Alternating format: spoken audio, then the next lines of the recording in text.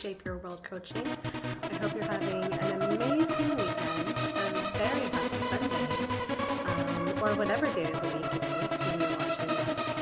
And I'm wishing you all the very best. And thank you so much for being with me, as ever. I'm so grateful for each and every one of you, for your thoughts, your comments, letting me know how these videos help, what your feedback is. I'm just so grateful for all of this. So thank you very much. And this week I want to share something with you that occurred when I was on a walk.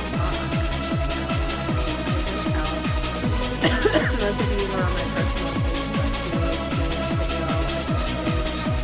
Actually, today is the day I'm recording this on Saturday,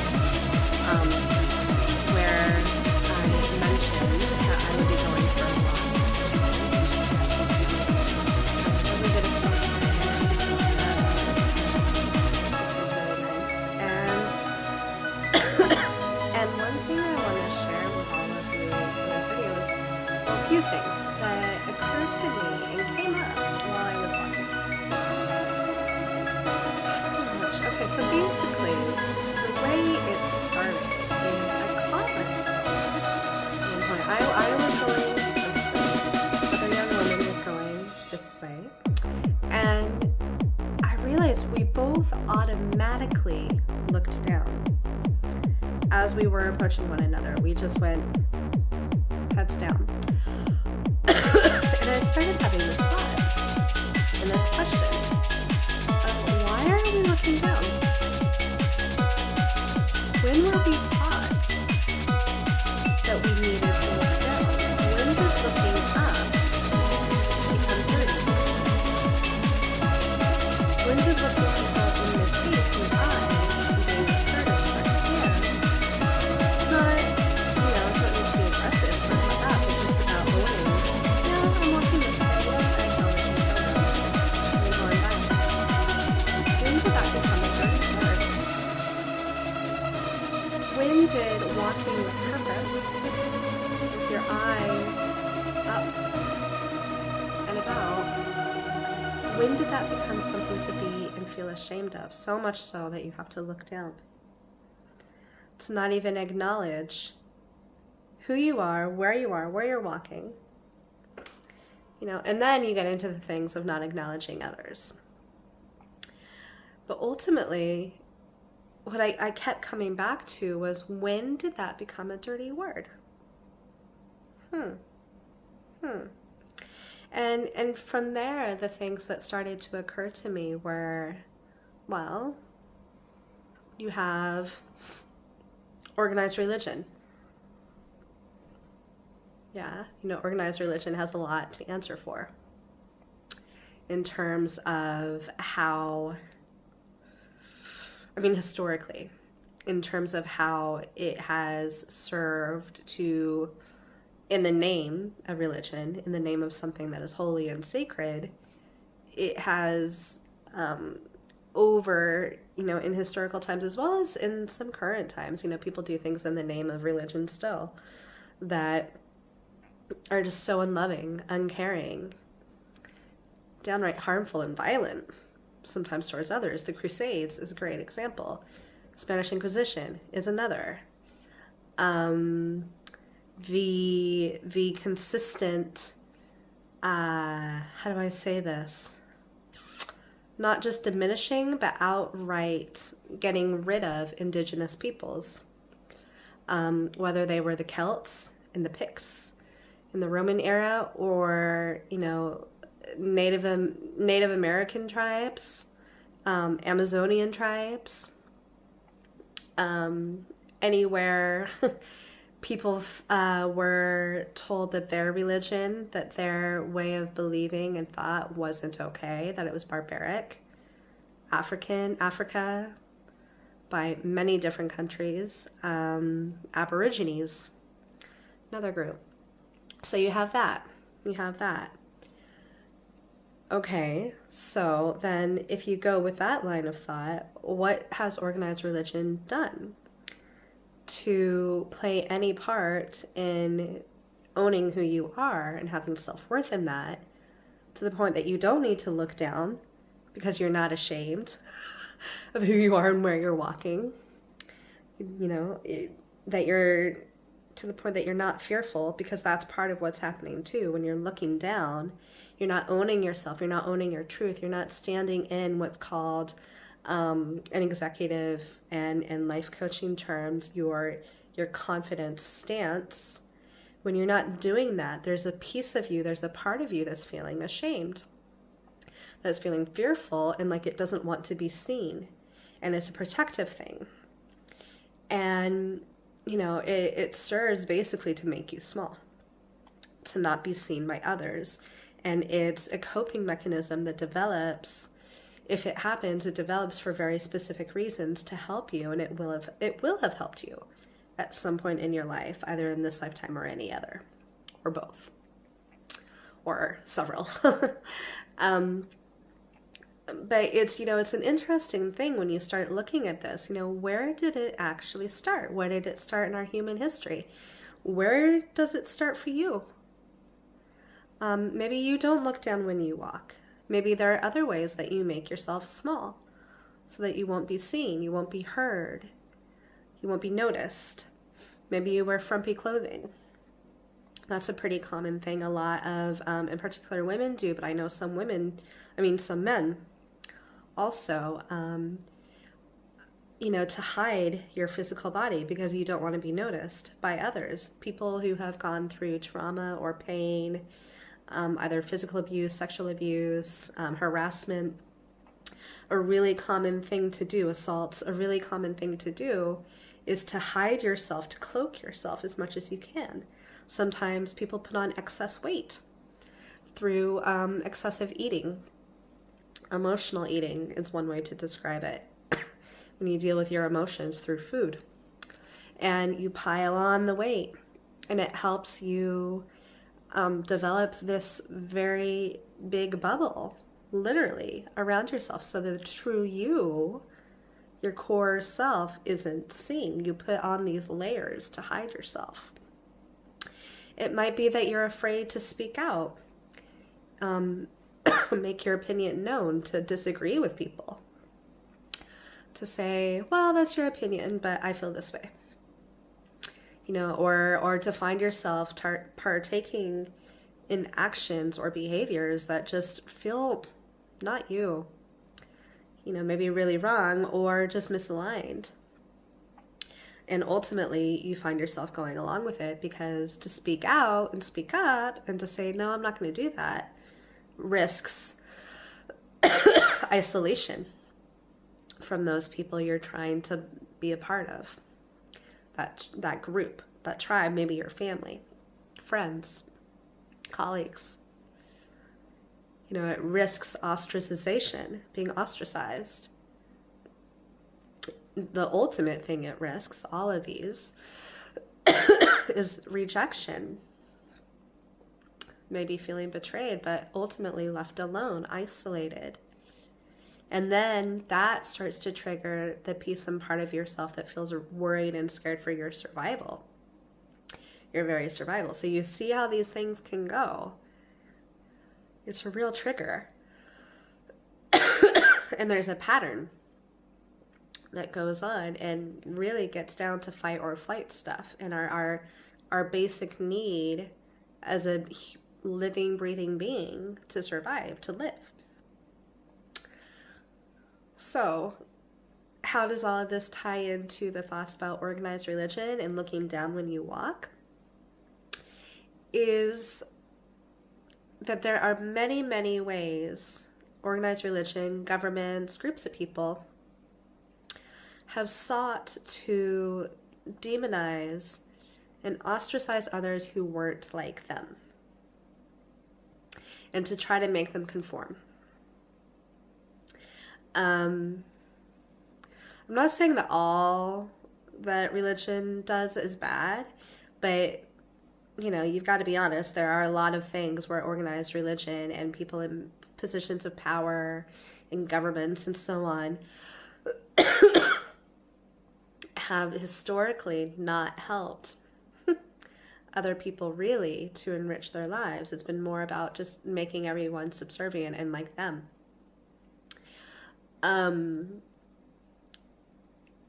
Maybe not that's not what they thought they were doing going forward. But ultimately, when you get down to the core, that is a really big predominant thread and part of it.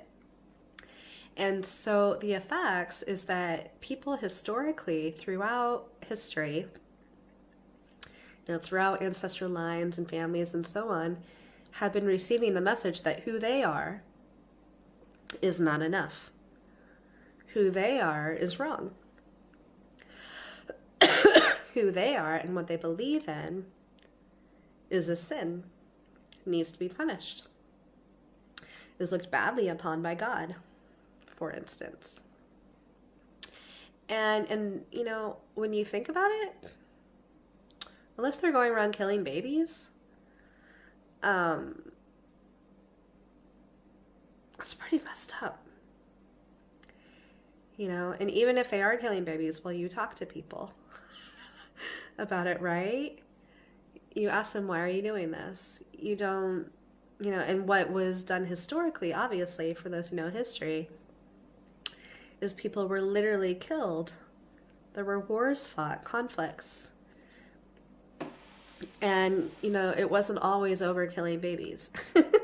Sometimes it was actually over that particular person in the church wanted your land or your money or a deed to have some sort of title attached to their name. They wanted your place of power. And, historically as well, a lot of this stuff has gotten tied up with sex and sexuality and gender differences. And, so when I realized that this woman and I were both looking down, and, this is just a test for you, an experiment, just try it out.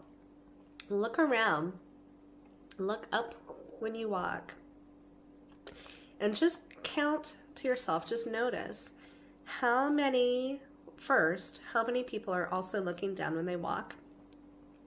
2, how many men are as opposed to women? I bet, and I'll be really curious to hear how this plays out for you, because my theory and what feels to be the case for me is that more women look down than men. And, that then gets into loads of things about, how do we treat girls and boys differently? What are the messages that they grow up with? And so on. Well, that's a whole another discussion, so I'll save that. But if we take that, going on the thought that more women in general will be looking down when they walk than men, more women in general will be wearing clothes that hide their body. Not always, but maybe slightly more women. More women, in general, statistically, will be sexually abused, harassed, raped, sought to be controlled by their partners. I know there are definitely exceptions to this. I know men who have been through it as well. But statistically, it does happen to women more. And when you add all of those things in to how it plays out in our everyday lives, and where did these things start in the first place? Well, organized religion has a lot to do with it. And by that, I mean the Christian church, Catholic Church. In general, Judaism has its bit as well. Islam definitely has its bit, absolutely, as well, of making people feel that who they are needs to be shunned, that they've done something wrong, just of being themselves, that they have sinned, their natural desires, wishes, wants. And that's a message that I think a lot of people, more and more over time, as every year goes on, are realizing that for them just doesn't match up to who they are, who they want to be, and what they care about going forward. And so, yeah, organized religions of many forms have a lot to answer for, along with governments and other people who have been in positions of power, for sure. Part of where things like organized religion has a different element than governments is that organized religion, I mean, some people really, really are very patriotic and believe in their country, absolutely. Many, many, many, I would hasten to say more. Feel free to write in. Let me know if you have any different statistics on this.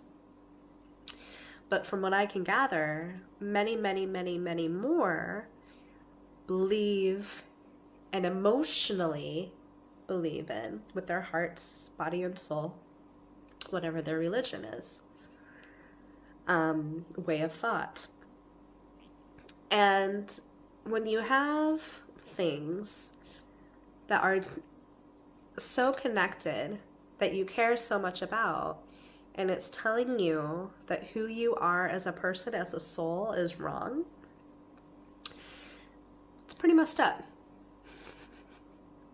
And that stuff gets handed down. We feel it in our bodies, we feel it in our souls. It shapes our minds, our thoughts, our behaviors, our patterns, the types of relationships we get into, the behavior that we put up with or don't put up with, how we see ourselves, even down to, do you look down as you cross and walk along the street and the road, on the pavement and sidewalk? What do you do? And we are in this time of our beautiful new earth time where stuff like that just doesn't fit. It really is time for more and more of us to know that who we are, that who you are, it's time for you to know, as with us all, that who you are is nothing to be or feel ashamed of. That it is okay to own your worth, to stand in your leadership confidence stance, and to walk confidently, and to look people in the eye. To not feel that you have to hide away or make yourself small in your life in any way.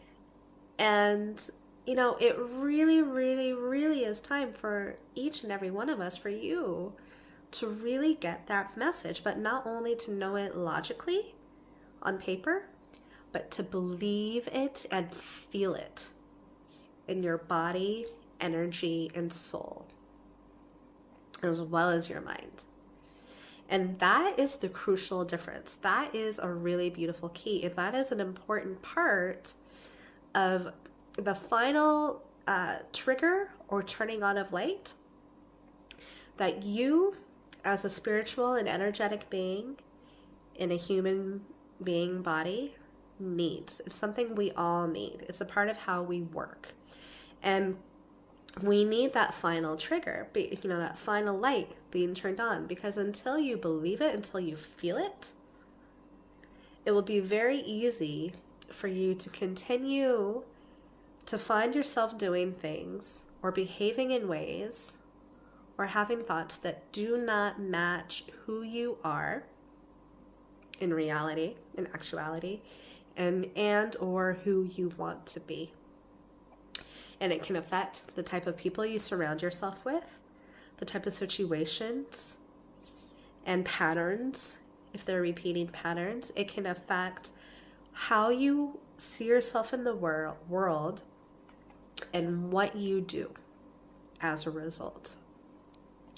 And when you then get into things like, the next generation, seeing the actions and the behaviors and the things we say, what we're taking part in, they are absorbing all of that. And this next generation part of why we're here, yes, we are here because we're also important and we deserve to feel and be happy in this world and to achieve and receive all of our dreams. We're also each here, whether you have your own biological children or not, to help ready this world and this earth for what is coming next. And part of that is those people who will be living there, those souls who will be here and are going to be the recipients of whatever we do in our world, in our lives now. You know, this isn't meant to put too much pressure or anything else. It's an opportunity, really. Because as you go through your life, as you clear things, as you step into your empowerment, your strength, as you know that it's okay to look up, as you walk confidently, that it's not a dirty word, all of those around you, including the next generation, are going to be seeing that. And it is going to be helping them in what they do going forward. You know, and it really, really can be as simple as looking up when you walk. It really, really can be. So I encourage you to think about all of these things and, you know, to really start thinking about in your own life, in your world, what is important for you. If you find yourself doing things that helps you to hide away, you know, maybe wearing lots of layers, looking down when you walk, not speaking up in certain situations, wearing your hair or other things a certain way so you appear dowdy, whether you're a man or a woman, frumpy. Maybe being more subservient or just wanting to go with the flow, not speaking up because you don't want to rock the boat, things like that. You know, if you find yourself acting, behaving, or thinking in any ways that continue to make you small or to feel that you need to be small, I highly encourage you to think about why you feel that way. What has led you to the point of where you are now? Because there's always an original reason why. There's always something that happened or seeped into your conscience, mind, body, soul, in some level, to create the situation that you're in now, where there are pieces of you that are worried about you being seen, and or where you don't know how to be, or whether it's safe for you to be confident and to stand and to walk and look other people in the eye. So I really encourage you to start thinking about these things because it's important. You know, as I said, it's not just for the next generation, it's for you. It's for you in your life, in your world. And we all need one another. The more we help ourselves and we release all the things we don't need, the more that you do that and you stand in your empowerment and you assert who you are and you do so confidently and proudly, the more so many people around you are going to see that, and it is going to help them in their lives. And so, yeah, I really encourage you just to start thinking about what are the areas of the spaces in your life, in your world, where you're not standing confidently in your truth. And if that is the case, if that is going on, what are the areas and spaces where you would like things to be different now? And why? That's another key thing to really start to examine, your why. We all need a why. So I hope this helps everyone. I'm giving you so much love. I'm going to be going into this further in a series of videos I've been guided to start creating. And I'll be sharing on my Facebook pages, my Shape Your World coaching page, as well as my personal page. So I encourage you, if you're interested, to look out for those. I'm really excited about these. I was given the message yesterday by my spirit guide team and by Source to start sharing these videos with you. So I'll be doing those. And also I'll be going into even further detail about how you could really, really start to shape and create your own destiny and your own world for yourself as well as all of us in the Hot Tip Tuesday videos coming soon as well. So we've got Sunday sermon, Hot Tip Tuesday, Facebook how-tos. I'm sending each of you so much love. Thanks for bearing with my cough, and all the best. So much love always. Bye everyone.